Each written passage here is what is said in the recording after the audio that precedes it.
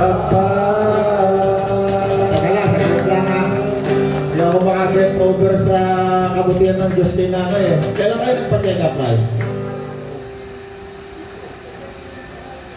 Ano sabi ng doktor, Nay? O, huwag na nga hanapin ang cancer ha. Wala na. So, ang Diyos ay mabuti, Nay. Hallelujah! God is good! Naman napakabuti ng Panginoon, ano? Napakabuti ng Panginoon. Woo! Napakabuti mo.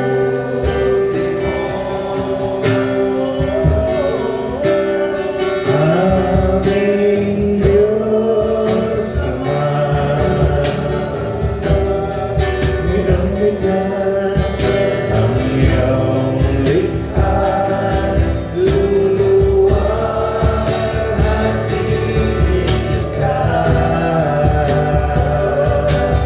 mabuti ka nga, Panginoon, sa amin. Napakabuti mo. Di ka nagbabago.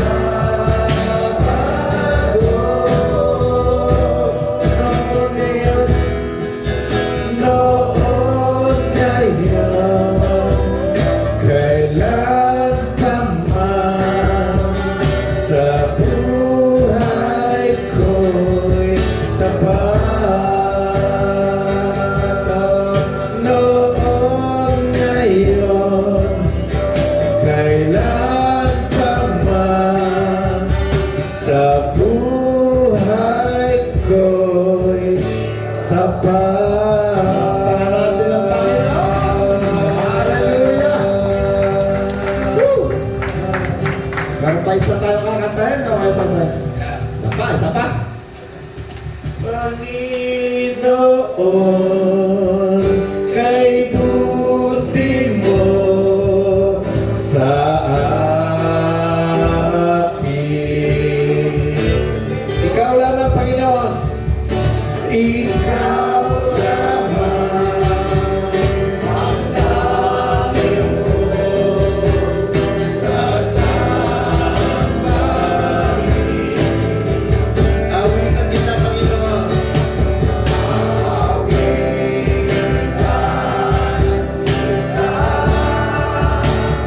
At pupurihin,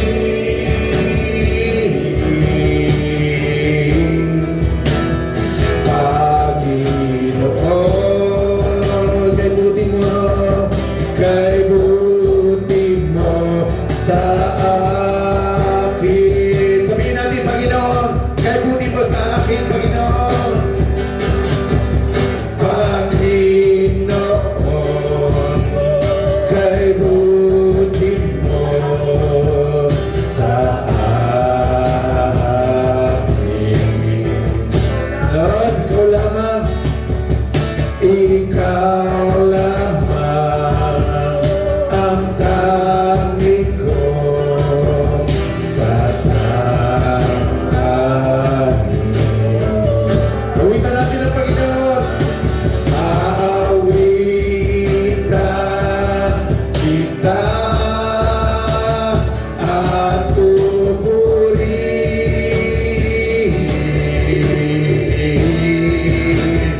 Panginoon, kay buti mo sa akin. Minsan pa, Panginoon, kay buti mo sa akin. Panginoon, kay buti mo sa akin. Purihin natin ang Diyos. Ikaw lamang ang tangi ko sasambahin. Awitan ka namin nga, aawitan kita at pupurihin,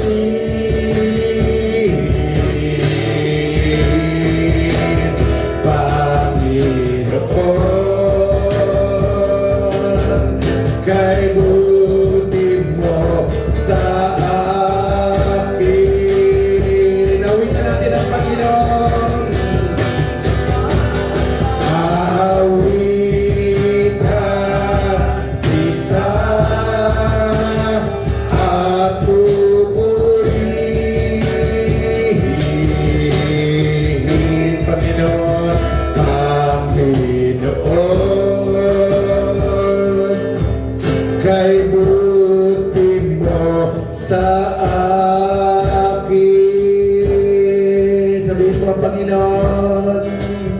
Panginoon, kay buti mo sa akin. Siya nga po, Panginoon. Panginoon, kay buti mo sa akin. Pangalan ng Panginoon. God is good. Hallelujah. Buksan natin ang Bible natin. Lucas 4:18. Ayan, kiyas-kiyas o sing pakilasa. Lucas 4:18. Lucas 4:18. Yan.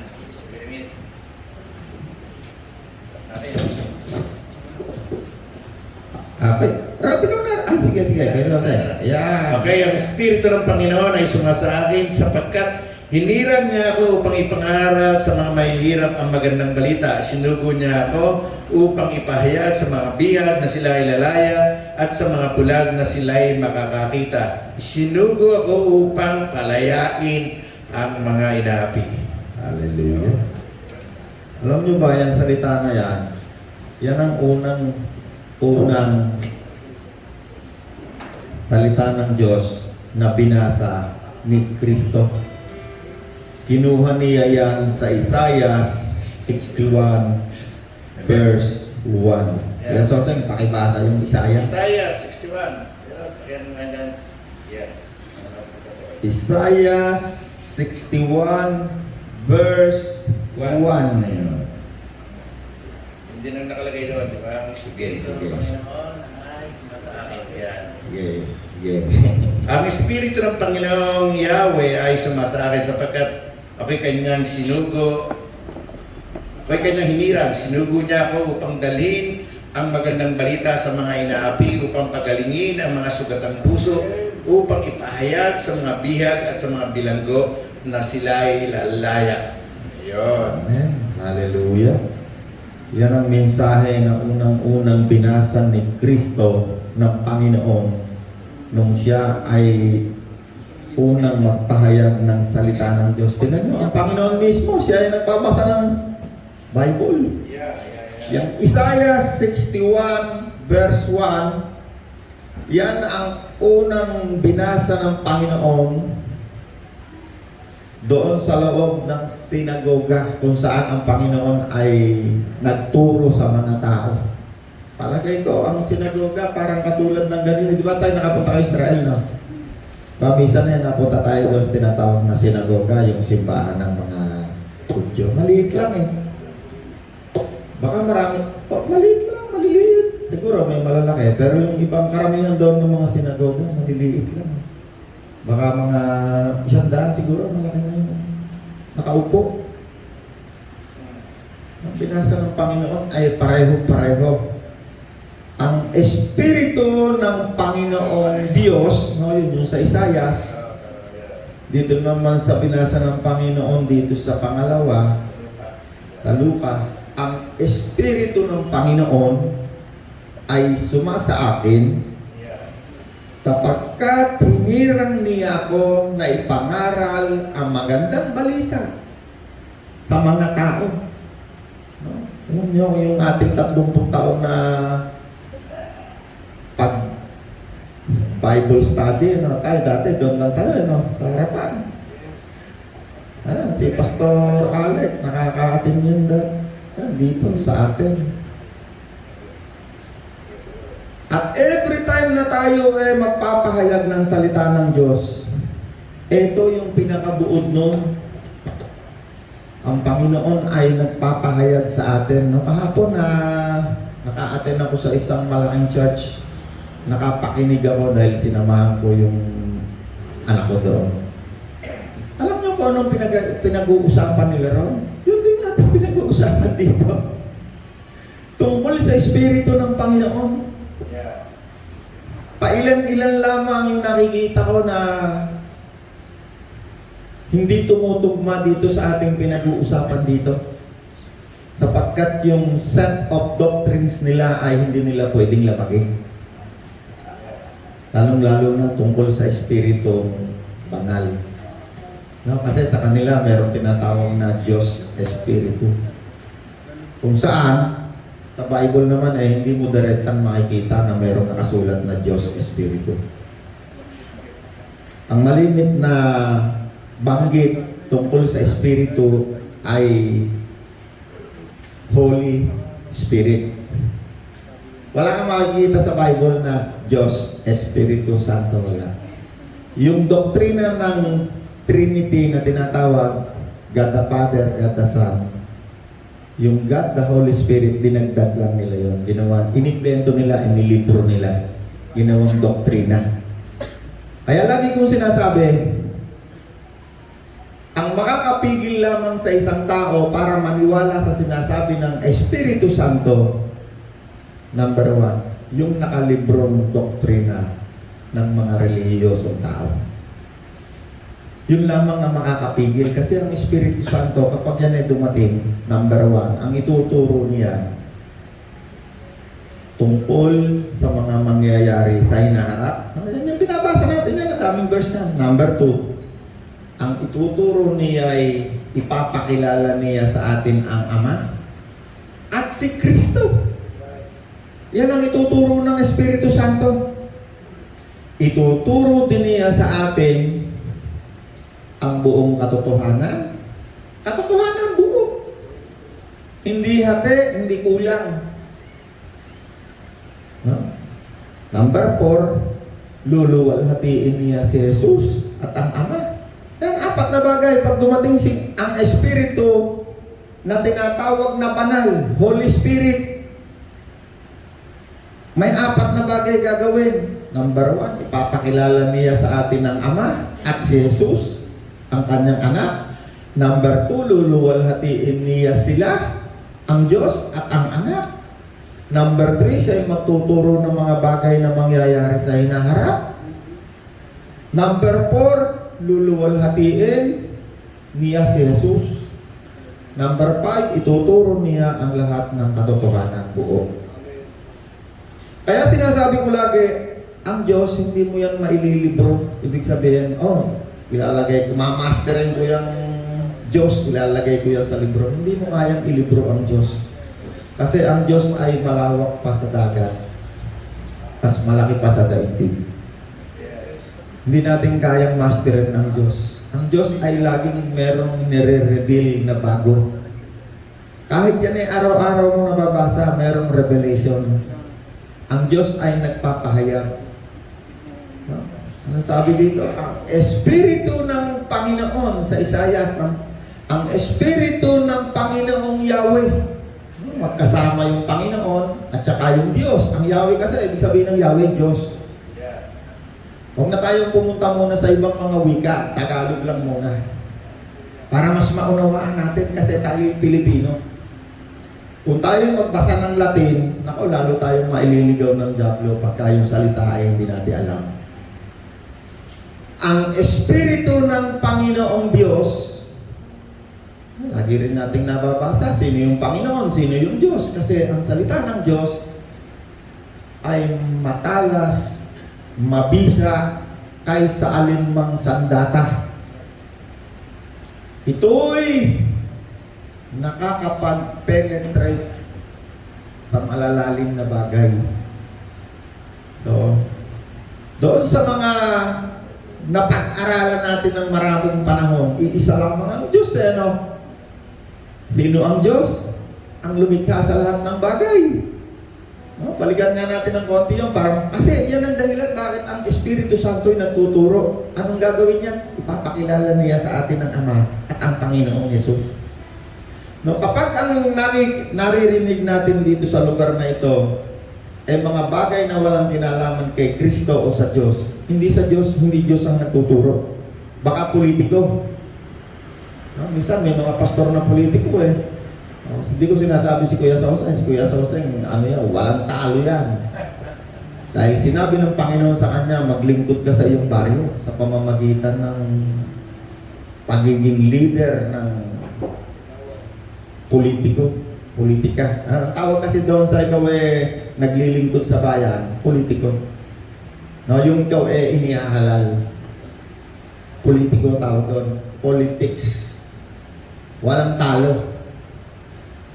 No? Ang sabi doon sa ating pinag-aralan sa John, unang Korinto 8:5-6, para sa atin na sumasampalataya sa Diyos, iisa lamang ang Diyos, ang Ama na lumikha ng lahat ng bagay at tayo'y nabubuhay para sa Kanya.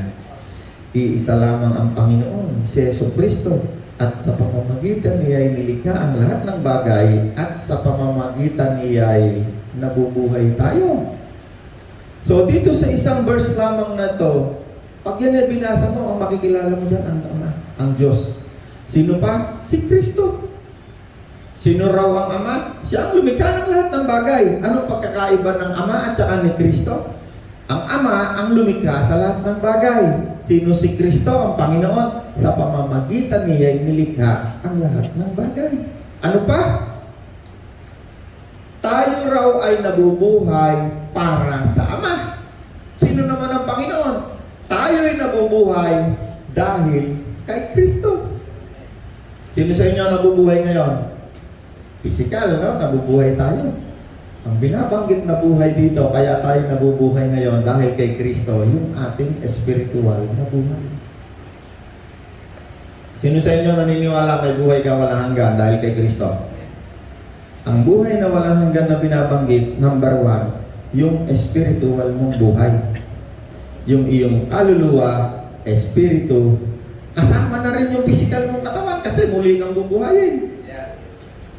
Makakasama natin si Kristo na mayroon ding physical na katawan, katulad natin, na muling binuhay.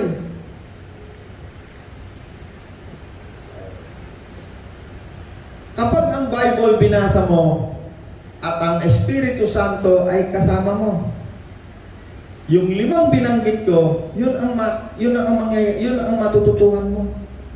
Luluwalhatiin mo si Kristo at ang Ama.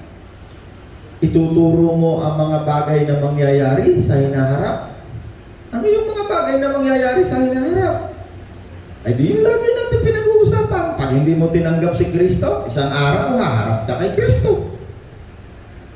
Pag namatay ka, pupunta ka sa daigdig ng patay. Pag wala si Kristo, ay di ba hinaharap natin lahat yun?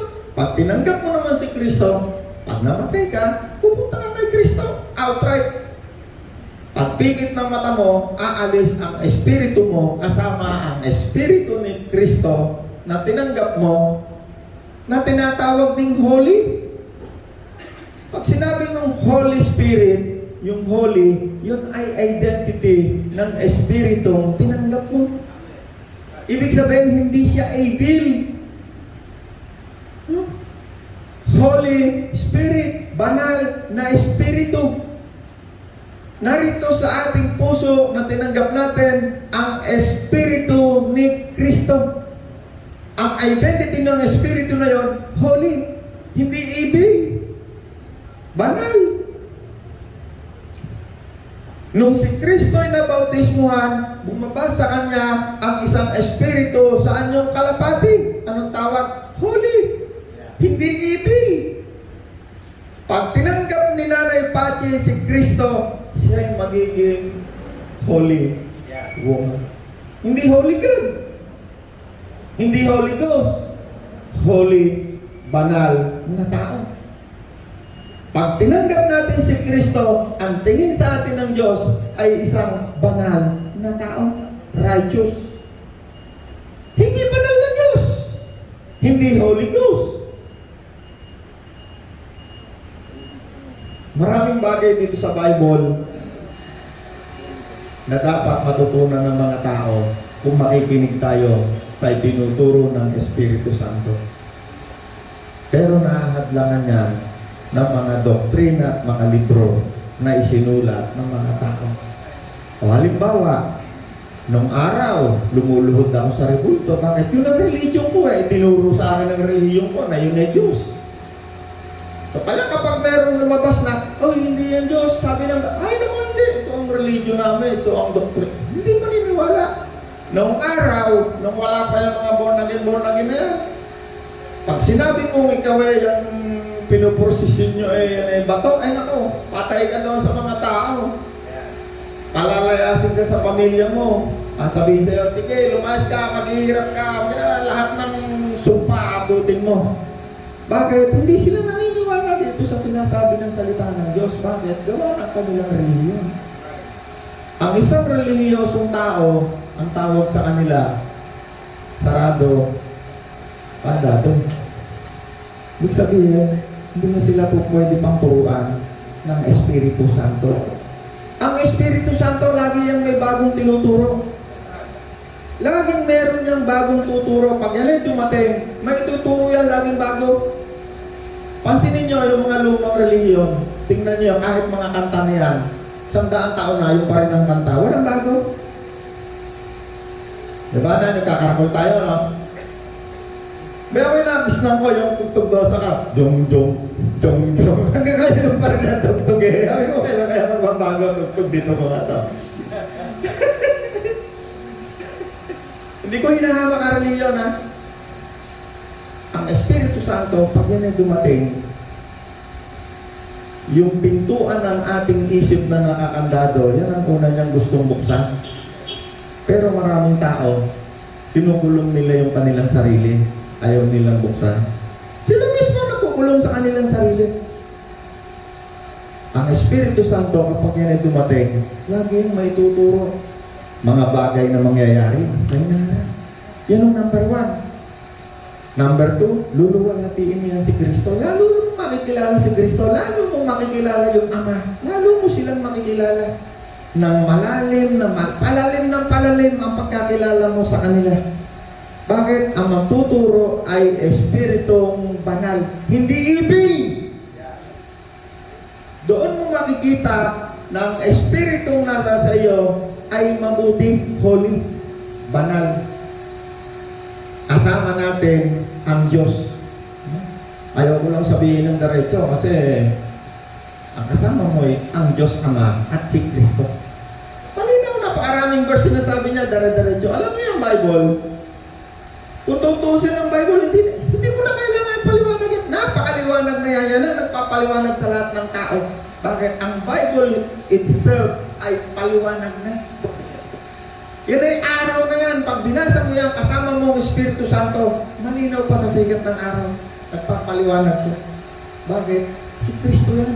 Ang salita ng Diyos ay si Kristo. Si Kristo yung lumikha na nagkatawang tao. Siya yung salita ng Diyos. Siya yung pagkain ng ating kaluluwa. Dahil nga lamang kumisan, yan ay ipinapaliwanag sapagkat sinasabi na ang mga batang kaluluwa, ang batang tupa, pinapakain na nagpapastol. Ako'y nagpapastol, kaya ang tawag ko sarili ko, pastol. Ayaw kong tawagin sarili ko, pastor. Kasi pupunta na naman yan sa mga relihiyoso. Ay, wala naman tinawag na pati babae, si Nanay Paki, pag nagpastor yan, hindi, wala naman tinatawag yung pastor. Ay, talaga naman, wala naman nakalagay na pastor sa Bible. Ang nakasulat sa Bible, pastor. Wala. Ang ibig sabihin ng pastol, yun ay kinuha sa literal na hayop at saka nagpapastol, hayop na tupa na kanyang pinapastol, pinapakain, pinapataba, iniingatan. Yun ang ginagawa at ang dakilang pastol natin, si Jesus. Siya ang nagpapakain sa ating mga kaluluwa. Si Jesus ay narito ngayon, ang tawag sa kanya ay Spirit, Holy Spirit. Hindi ipin. Yun ay identity lamang ng Espiritu. Eh anong tawag sa Espiritu ng tao? Pag wala si Kristo, influensyado ng evil. Pag nasa iyo si Kristo, tinanggap mo, ang nagtuturo sa iyo, ang nag-i-influensya sa iyo, Holy Spirit. Ang Espiritu ng Ama at ang Espiritu ni Kristo. Ang Holy Spirit, ang Holy, salitang Holy, ay identity ng Espiritu present sa iyong katawan na naroroon. Identity. Sino tumanggap kay Kristo, taas ang kamay. Ang nasa sa iyo'y Spirit, Holy Spirit. At kapag nasa iyo si Kristo, sa spiritual world, ang Ama at si Kristo, hindi naghihiwalay. Hindi sila naghihiwalay. From Genesis hanggang Revelation, sa spiritual world, lagi silang magkasama. Yung mga propeta, hindi yan makakapag-prophesy kung wala ang espiritu na kaniyang kasama, which is holy. Hindi lang nung unang sa Old Testament, malimit, hindi siya binabanggit na Holy Spirit. Malimit ang banggit sa kanya, ang Espiritu ng Diyos, Espiritu ni Yahweh, the Spirit of God. Ang Espiritu ba ni Yahweh ay evil? Holy. Paglagyan mo siya ng identity, pero ang banggit sa kanya, meron na rin identity. Ano? Espiritu ng Ama. Espiritu ng Panginoon. Doon lang sa dalawang binasa natin, may identity. Ang Espiritu ng Panginoong Yahweh. Na magkasama. Doon sa binasa ng Panginoon. Doon sa yung binasa kanina natin, anong version? Sa Lucas, ang Espiritu ng Panginoon. Ang Espiritu ba ng Panginoon ay evil? Holy! Identity! Pero hindi makawala yung karamihan. Bakit? Kasi nalagyan sila ng doctrine sa utak. Kaya pag binabasa nila yung totoo, hindi sila makawala. Bakit? Nalagyan sila ng formula, nalagyan ng, kumbaga sa computer, nalagyan ng program. Pero wag kang muna, ang mga tao na walang doktrina, pag nagbasa yan ng Bible, tingnan mo yung napaniwalaan ko, paniniwalaan nila. Katulad ng amin ni Kuya Soseng. Kami ni Kuya Soseng, hindi kami tapos ng Bible school. Pero yung paniwala namin, pareho. Bakit? Kasi araw-araw babasa kami ng Bible. Umaga, gabi, nagbabasa kami ng Bible. Pero tingnan niyo yung gumraduate sa eskwelahan ni ganito, sa eskwelahan ni Baptist, sa eskwelahan, paglabas niya magkakaaway lahat yan. Bakit? Kasi program yun, pinoprogram sa kanila. Ang tawag doon sa kanilang napag-aralan, wisdom from man. Katalinuhan ng tao. Ang kunin natin, karunungan na bigay ng Espiritu Santo. Basta yung Bible, araw-araw hindi mo kailangan basahin lahat yan, may kapal-kapal na yan. Kapiraso lang basahin mo, sapat yun para ang iyong kaluluwa'y kumain ng salita ng Diyos. Sapat para tayo maging malakas pag gagawa tayo ng kasamaan. Merong pipigil. Saan ba tayo nagtapos ng nakaraang linggo, no? Sa Galatia 5, balikan natin konti kasi arangkad. Hindi tayo makarangkada. Galatia 5:6. Umpisa ako sa 4. Kayong nakipag-isa na, kayong nagsisikap na maging matuwid sa pamamagitan ng pagsunod sa kautusan, inihiwalay ninyo ang inyong sarili kay Kristo. Napalayo kayo sa kagandahang loob ng Diyos grace. Kami ay umaasa na magiging matuwid sa pamamagitan ng pananampalataya at ito ay sa kapangyarihan ng Espiritu. Wala naman sinabi kung banal o evil, ano? Siyempre, big letter S, kabutihan, Espiritong banal, holy, sa pamamagitan ng banal na Espiritu. Ang mga nakipag-isa na kay Kristo, sino nakipag-isa na kay Kristo? Ang nakipag-isa sa atin ay ang ating Espiritu at ang Espiritu ni Kristo. Sa mga nakipag-isa na kay Kristo, hindi na mahalaga kung siya ay tuli o hindi. Ibig sabihin religion ng mga tuli, ng mga Hudyo, hindi na mahalaga kung ikaw ay tuli, hindi. Ano ang mahalaga? Ang mahalaga ay ang pananampalataya na gumagawa sa pamamagitan ng Pag-ibig. O, ibalik nga natin saglit yung tatlo. Saan yung tatlo? Pahinga yung tatlo. Kayong tatlo. Dito. O, pahinga. Anim. Tatlo pa. Reggie. Sige, magkakasunod, katulad ng dati. Dito, sunod. Isa pa ron. Pare kayo, halika. Katawang laman, kaluluwa, espiritu. Yan itong dalawa, hindi nakikita. Ito lang. Yan, example ko lang. Kasi, kapag tayo nagbabasa ng Bible, huwag nyo tatanggalin sa isip nyo na kayo'y merong kaluluwa, espiritu. Kasi pag nawala sa isip nyo yung kaluluwa, espiritu, hindi nyo maintindihan ng Bible. Kasi ang Bible ay spiritual na bagay. Itong isa, tumanggap kay Kristo, kasama ng kanyang espiritu si Kristo, nakipag-isa. Itong isa, nadiliman ng pag-iisip. Bakit?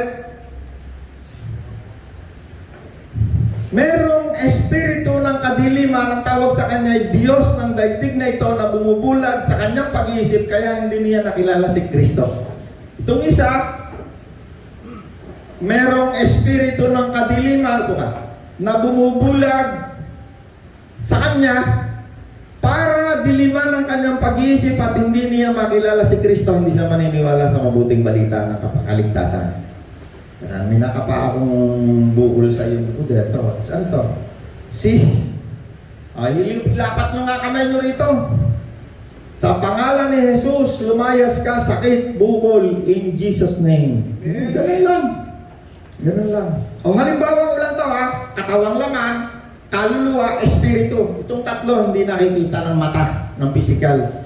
Pero sa spiritual, malinaw pa yan sa sikat ng araw. Yung physical, material, physical na bagay, yan ay panandalian lang nating nakikita. Alam niyo ba kung gaano nakatanda ang daigdig? Libo-libong taon na. Ang ating physical na katawan, pinakamatanda dyan, 120. Meron na bang nabuhay ng lampas ng 120? Baka nagkamali lang kasi sabi ng Diyos 120 lang ang buhay ng tao Itinakda ng Panginoon, binawasan. Nakasulat na ang tao hindi na mabubuhay ng lalampas sa 120. So kung meron mang lumampas, kinokonsidera ko yun na baka nagkamali siya ng bilang. Kasi nung araw, yung mga birth certificate, kung ano lang mailistar yan So balik tayo, ang nakikita lang natin dyan, yung physical na katawan. Pangalan mo? Aaron. Si Aaron. Example ko lang to, Aaron, hindi ito. Ito'y paghalimbawa ko lang para mas malinawan nating mabuti, makilala natin sino ba tayo, sino ako. Si Aaron, yan lang ang nakikita natin, yung kaluluwa, espiritu, at ang espiritu ng demonyo na siyang umuiimpluwensya sa mga taong ayaw kumilala kay Kristo. Si Reggie naman, tumanggap kay Kristo, ang kanyang espiritu ay nakipag-isa sa kanyang espiritu. Ang espiritu ni Kristo, si Reggie nakipag-isa, siya ay nagpasya, kanyang espiritu yung makipag-isa sa espiritu ni Kristo, nakasama ng Diyos. Pag sinabing espiritu ni Kristo, automatic yan, magkasama lagi yan. Hindi sila naghihiwalay. Hiniwala kay Panginoon at ang Diyos hindi naghihiwalay. Bago siya nagpunta rito, magkasama sila ng Diyos, lumilikha sila Nagkatawang tao bago ang unang-unang ipinakita kay John the Baptist. Espiritu ng Ama, Espiritu Santo. Bumaba kay Kristo. Wala namang ibang nakakita nun si John the Baptist lang. Pinakita lang yun sa kanya para malaman niya sino ang magbabautismo ng Espiritu Santo. Okay? Ang Espiritu Santo, Espiritong tinatawag na hindi evil, santo, mabuti.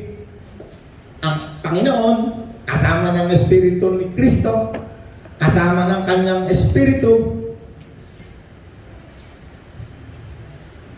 Pag namatay ang katawan na to, hihiwalay ang Espiritu, pupunta kung saan naroon yung physical na katawan ni Kristo na binabanggit sa Bible, nakaupo sa kanan ng Ama. Hindi siya nakaupo lang doon na parang bakla, yung ganyan sa krus, hindi. Siya'y pinuno doon, namumuno sa lahat ng uri ng kapangyarihan doon.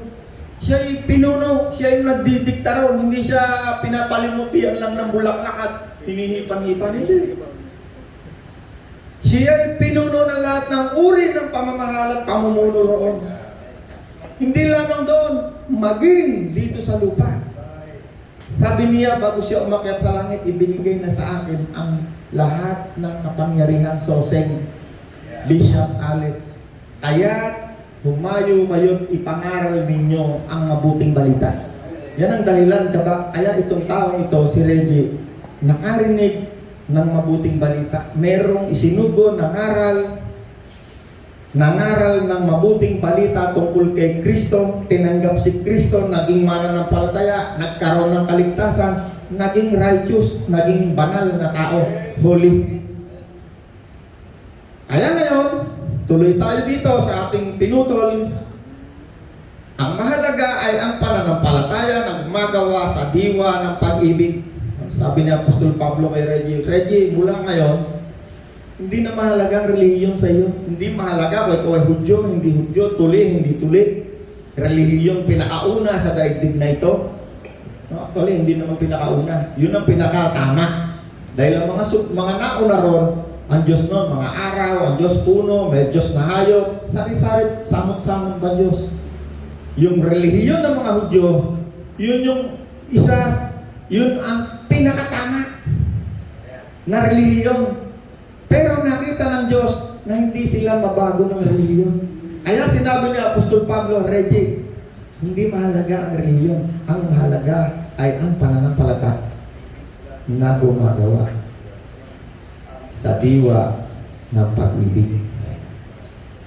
No? Kaya pagdating natin sa langit, sasabihin ng Panginoon sa atin, pagharap natin, pag ikaw ay masama, ang sasabihin sa iyo ng Panginoon, lumayo ka sa harapan mo. Ikaw na mapagawa ng kasamaan. At sasagot ka naman kasi lilitisin ka eh. Sasabihin mo, sasagot ka. Panginoon, di ba kami nangaral? Nagpalayas pa kami ng demonyo. Sasabihin ng Panginoon, hindi kita kilala. Ikaw na mapaggawa ng kasamaan. Yan ngayon ang topic natin. Paano tayo makakalampas, makakaalis sa kasamaan? Okay, tuloy lang natin ito. Sa mga nakipag-isa na kay Kristo, no? Example natin, si Reggie, nakipag-isa kay Kristo, Espiritu ni Kristo, kaluluwa, Espiritu magkasama. Hindi na mahalaga ang relihiyon. Ang mahalaga ay pananampalataya na gumagawa. No? Hindi pananampalatayang patay, kasi ang pananampalatayang patay hindi gumagana. Ang mahalaga ay pananampalataya na gumagawa, nagmamahal. Kaya tayo, every time tayo nandito, meron tayong salita ng Diyos, nakinig tayo kay Kristo, meron tayo ito. Offering. Saan napunta yan? Kailan lang, merong namatayan na hindi malaman, paano ilalabas yung bangkay? Ay nako, Kuya Rod, nasa purinarya, nasa tabihan ng bangkay, hindi namin mabayaran, hindi namin alam kasi pagkain lang namin, wala kaming makain.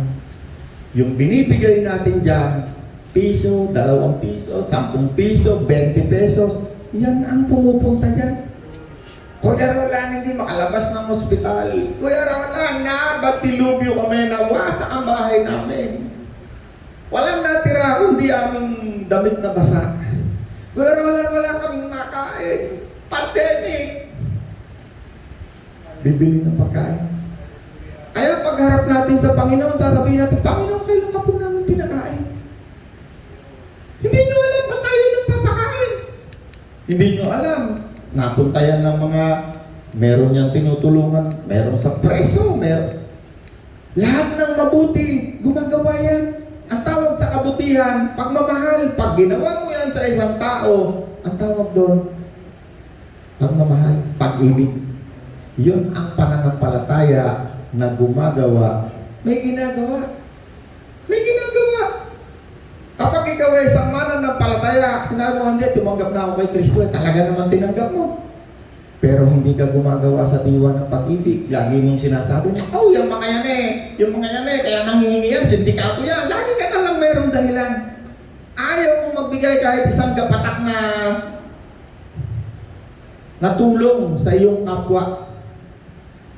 Hindi pag-ibig yun. Kasi ang pag-ibig, lagi yung may binibigay. Lagi yung, sino sa inyo, mahal niyo ang anak niyo. So, diba, kaya tayo nagtatrabaho para mabigyan natin ng damit, pagkain, lahat ng bagay. Kaya tayo yung nagpapakahirap para tayo magbigay dahil nagmamahal tayo sa ating pamilya.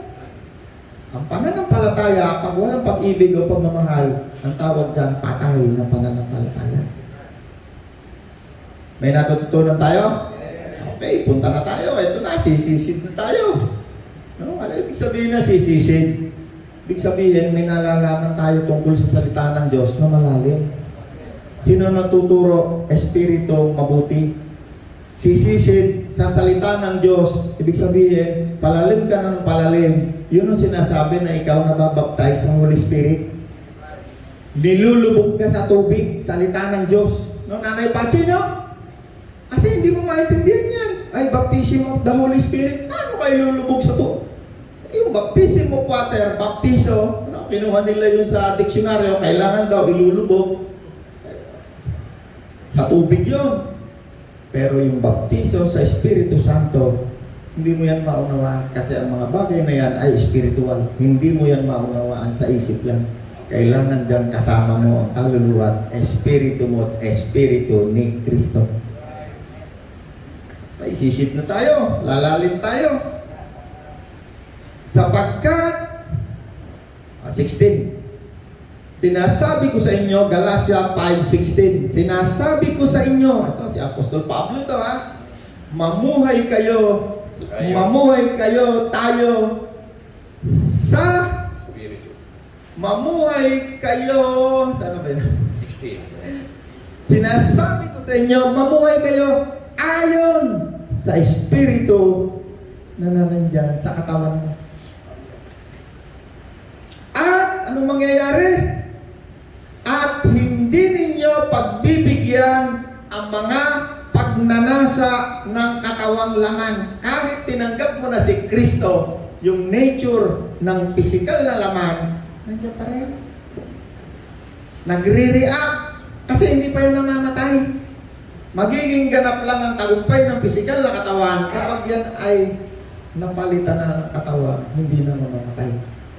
Ang tawag ay, sa English yun, glorified. Katawang pinabanal. Kaya lahat ng tao mamamatay. Walang hindi. Hindi ko matanda si Nanay Pachi, mauna sa atin si Nanay Pachi, hindi. Si Nanay nga, may cancer na. Ito nga, buhay na buhay pa. O wala na ngayong cancer. Hindi pa tayo yung edad. Pastor Alec, naku, mauna sa atin nga, matanda na yan. Amoy lupa na, hindi. Hindi natin alam sino mauna sa atin. Pero ang mahalaga, yung oras na ikaw ay nandito pa sa lupa. At totoo lang, ayaw lang magsalita. Napakasarap ba yung pumunta na sa Panginoon? Totoo lang. At yan ay kaya lamang isipin ng isang taong may malalim na relasyon kay Kristo. Naku, ang dami kong pera, ayaw ko umalis dito. Marami pa. Marami pa akong pera, marami pa akong gustong gawin. Pupunta ako sa iba-ibang bansa. Naku po, ang buhay dito sa daigdig sa tamakmak ang problema. Totoo lang, nanay na. Kung kasama mo si Kristo at malalim ang relasyon mo kay Kristo, alam mo kahit mamatay ang katawan na yan, muling bubuhayin. Muling bubuhayin. Pag ganun kalalim na ang pananampalataya mo at paniniwala mo sa iyong sa Panginoon, hindi na mahalaga ikaw ay mabuhay niya. Kung ikaw man ay mamaya nasa pa. Ang pinakamahalaga ay makasama mo si Kristo. Hindi lahat kaya magsalita niya. Hindi sa ako yung nagyayabang. At totoo lang, kung ako tatanungin, ayaw ko sa katawang ito. Totoo yan, totoo. Ayaw ko sa katawang ito, bakit? Halawakan mo lang cellphone mo, kahit ano-ano. Sandamakmak na kasamaan ang mararamdaman mo rito. Sandamakmak na problema, sandamakmak na pressure, sandamakmak na.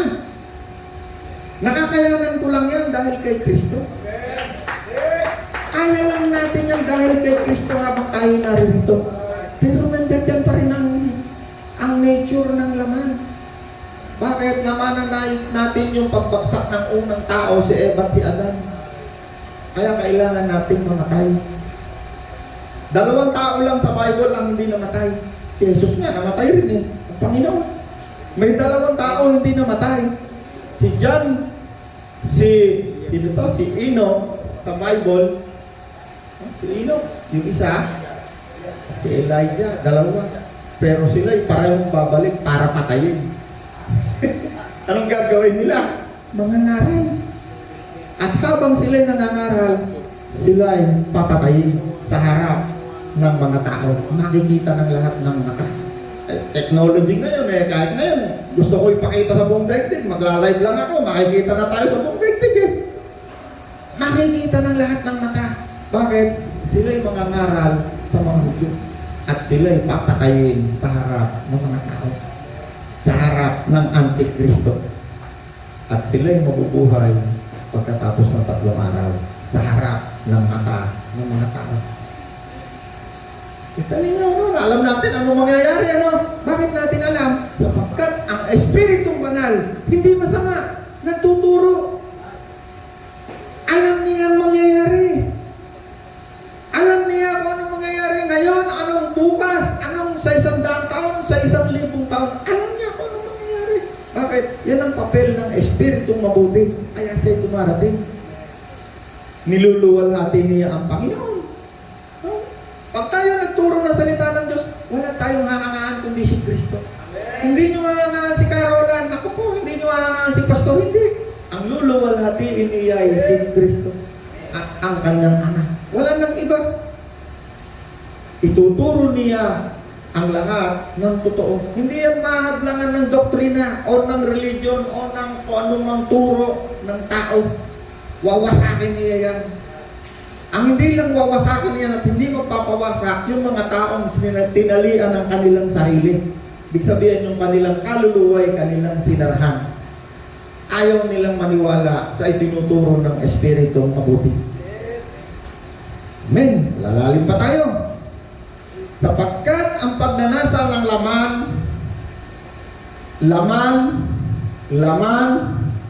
sapagkat ang pagnanasa ng laman ay laban sa mga pagnanasa o kagustuhan May spirit lang. ng Espiritu na tinanggap mo. Ang pagnanasa ng laman ay laban sa Espiritu na tinanggap mo. Ang pagnanasa ng laman ay walang lalaban. Bakit? Wala ang Espiritong Banal. Walang holy na espiritu. Ano meron? Evil! Kasamaan! Ang pipigil lamang diyan sa katawan na yan para yan ay gumawa ng mabuti ang tawag relihiyon. Rules of religion. At saka yung tinatawag na moralidad kung saan kang lugar ipinaganap. Pag wala na yun, wala na nakakakita, hindi na kayang pigilan ng laman. Kasamaan ang gagawin niyan. Pero itong isang taong ito na tumanggap, nakipag-isa ang kanyang espiritu, kahit na yung laman na yan ay meron pang gusto, meron pa yung gustong gawin, marami at karamihan ay kasamaan. Ano yung kasamaan? Pinag-aralan natin noong nakaraang linggo, babanggitin ko ulit sa 19, hindi maikakaila ang gawa ng laman. Pakikiapid, number 1. Yung pakikiapid, pakikipag-asawahan sa hindi mo asawa kung kani-kanino gusto niya makiapid, lalaki at babae. Number 1 yan. Number 2, kahalayan, kalaswaan, pagsamba sa Diyos-Diyosan, pangkukulang, pagkabuot, pag-away-away, pagsasal, pagkagalit. Napakarami pang iba. Ang gumagawa ng kasamaan, katawang laman. At yan katawang laman na yan, kahit nagsisi na yan, tumanggap na kay Kristo, nandyan pa rin ang pagnanasa. Ano ang pipigil dyan? Meron na kayong lumalaban pag masama ang gagawin niyan. Ano yun? Ano ba ang kalaban ng ibig? Holy! Banal! Mabuti! Yan ang lalaban sa katawan na yan para yan ay pigilan. Nagkaroon ng kalaban. Dati walang kalaban. Pupunta kami ni tatay sa inuman, kukuha ng pera, meron tayong gusto, walang pera, manggagancho, papatay, hanggang sa pumatay. Buti na lang, nakulong pa nga tatay, nakulong pa. Lahat ng dilubyo, aabutin ng katawan na yan. Naawa ang Diyos. Ngayon, bakit natin ito pinag-aaralan? Para makilala mo sarili mo. Kasi pag hindi mo alam yan, hindi mo manuwaan ang sarili mo, baka sabihin mo, ako gusto ko na magpatiwakal, wala naman akong magawa. Tinanggap ko na nga si Kristo, pero wala pa rin yung pa rin nagagawa ko. Ngayon, tinuturuan tayo ng Diyos. Ipinapakilala sa atin ng Diyos, sino ba tayo? Anong nangyari nung tinanggap natin si Kristo? At ano ang kalalagayan mo hanggang hindi mo tinatanggap si Kristo? Anong mangyayari? 17, sapagkat ang pagnanasa ng laman ay laban sa kagustuhan ng Espiritu. Meron na ngayong lumalaban. Yung Espiritu mo, nakasama ng Espiritu ng Diyos na mabuti, holy, banal. Meron ka na ngayong kalaban. Dati sarap-sarap babae, gustong-gusto ko. Naku, lahat ng gusto ng katawan na to, gustong-gusto ko. Walang lumalaban, walang pumipigil. Ngayon, nung tinanggap ko si Kristo, yung Espiritu ko ay nakipag-isa kay Kristo. Ngayon, hindi na malaya itong katawan na to na gumawa ng lahat ng gusto, nasa ng masamang laman na ito. Bakit? Meron nang lumalaban. Bakit? Yung Espiritong tinanggap mo at yung Espiritu mo nakasama niya, yan ay laging magkalaban kapag masama ang iyong gagawin. Kaya't ikaw ay napipigilan sa paggawa ng kasamaan. Yun ang dahilan bakit ikaw dating enjoy na enjoy sa masama, sa pita, nasa ng laman, kagustuhan ng laman. Ngayon, pag gagawin mo pa lang, papasok pa lang yan sa kaluluwa mo kasi nagpapagalaw dyan sa katawan na yan, kaluluwa. Hindi tataas ang kamay niya kung hindi yan dadaan dito. Wala kahit isang kasamaan gagawin ng katawan na yan kung hindi dadaan sa kaluluwa. At ang kaluluwa na yan, impluensyado na ngayon ng Espiritu ni Kristo. Yan ngayon ang nagtuturo dyan. Pinapastol yan ng Espiritu ni Kristo. Kaya merong kasabihan, ang Panginoon ang aking pastol. The Lord is my shepherd. I shall not want. Ano ibig sabihin ito? Ang Panginoon ang pumapastol sa akin. Wala nang gusto ang katawang ito. Bakit? Nasa akin ang lahat. Wala na akong gustong ganito at ganon. Bakit? Na alam ko na sa akin ang lahat. The Lord is my shepherd. Ang Espiritu ni Kristo na nasa sa iyo, ang siyang pastol ng iyong kaluluwa na siyang nagpapagalaw sa katawang laman na to. Okay. Yun na yun, naintindihan na natin. O, lalim pa tayo konti. Isa na lang, bro, bago natin bitawan. Subalit sa 22, ang bunga ng Espiritu, no, dahil tinanggap mo si Kristo, nandiyan dyan sa'yo, para siyang isang binhi na sumisibol sa araw ang kakaroon ng bunga. No? Tinanggap mo si Kristo, kasama mo araw-gabi, lakad rito, punta sa trabaho, lahat, kasama mo si Kristo.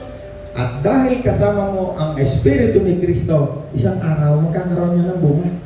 Makikita yung bunga, hindi mo na may tatago. Ano yung bunga? Number 1, ang bunga ng Espiritu na mabuti na tinanggap mo. Number 1, pag-ibig.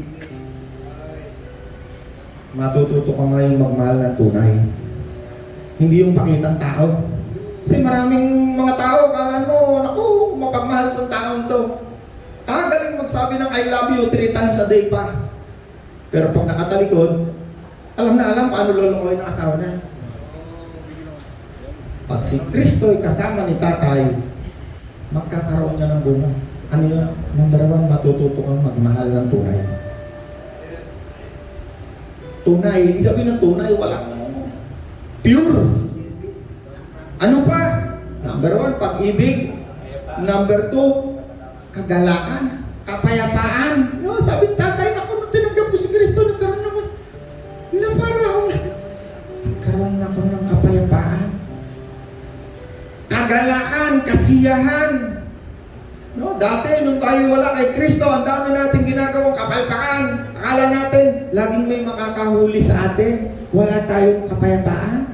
Akala natin lahat ng mga ginawa natin na kabuktutan laging nandiyan sa puwit natin at baka sundutin bigla yung puwit natin. Kahit natutulog ka, may bari ka sa ulo, baka bigla kang masubukan ka ng ginawan mo ng kalokohan. Di ba tayo? Walang kapayapaan. Naku, baka mahuli ako ng number 2 eh. Araw, 3 girlfriend ko, 4 pa nga minsan, nalilimutan ko ng pangalan. Ba't puro kawala-wala ang gusto kong gawin? Madilim ang aking pag-iisip.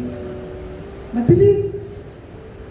Drugs, kung ano-ano, pinagagagawa ko. Wala akong future. Bakit? Hindi ko alam ang bukas. Hindi ko alam ang mangyayari. Bakit? Walang nagtuturo. Walang nagpapastol sa aking kaluluwa. Subalit ngayon, ako'y mayroon ng dakilang pastor. Si Kristo. Sige, konti na lang. Subalit, ang bunga ng Espiritu ay pag-ibig, kagalakan, kapayapaan, pagtitiyaga, kabaitan, kabutihan, katapatan. Katapatan sa asawa, katapatan sa kaibigan, katapatan. Kahinahunan, pagpipigil sa sarili. At ipinako na sa krus ng mga nakipag-isa kay Kristo Jesus ang kanilang laman at ang masasamang hilig nito. Eh, kapag ka meron tayong gustong gawin yung laman na yan, gusto mo, alam mo, masama. Alalahanin mo tong verse na to. Ipinako na 20 to 24 at ipinako na rin sa krus ng mga nakipag-isa kay Kristo Jesus ang kanilang laman at ang masasamang hilig kagustuhan nito. Sino sa inyo nakipag-isa na kay Kristo? Kung kayo'y nakipag-isa na kay Kristo, kasama ninyo si Kristo. Nakakahiya na yung laman na yan, gagawa ng kasamaan, kasama nyo si Kristo. At kapag kayo'y gumawa ng kasamaan, huwag niyong isipin na nailihim niyo yan sa Diyos. Hindi niyo yan naililihim. Bakit? Iniisip niyo pala, alam na yan ng inyong espiritu kahit wala si Kristo. At ang espiritu na yan, kahit wala si Kristo,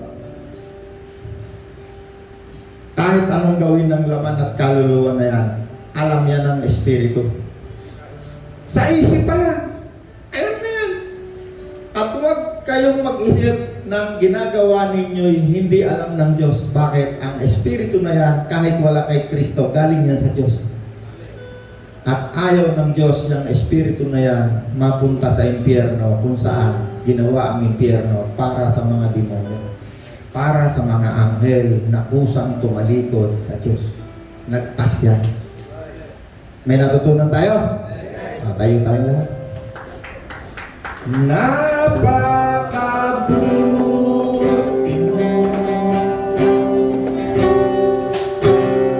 Ang iyong bigay luwa, patigil ka.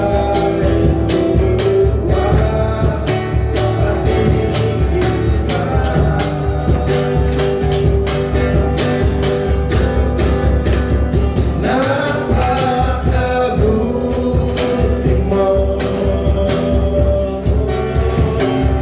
di ka nagbago.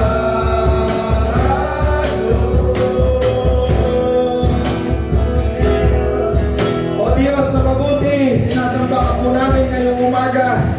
Pagpalain mo po ang bawat isa, samahan mo po kami sa aming pong magaling, sa aming pong gawain sa pagtatrabaho. Nawa ang salaping ito'y gumawa ng mabuti sapagkat kami tinuturuan mong magmahal sa aming kapwa-tao. Salamat po sa tanging pangalan ni Jesus na aming Panginoon. Amen. Amen. Palakpakan natin.